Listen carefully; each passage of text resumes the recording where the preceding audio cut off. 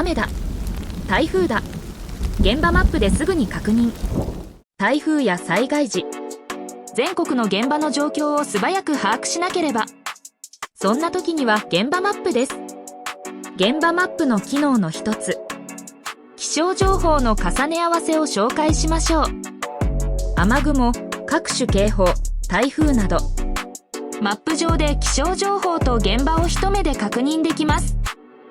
実際に台風が発生した際の画面を見てみましょう。まずは雨雲。どこの現場に雨雲がかかっているのかがすぐわかる。バーをスクロールして前後1時間の状況を確認することも可能です。さらに各種警報を重ね合わせれば、気象警報、注意報、土砂災害警戒情報も重ね合わせが可能。ボタン一つで台風の進路も丸分かりです。気になる現場のピンをクリックして詳細表示することで、現場のカメラ映像や車内ストレージへもワンクリックでアクセス可能。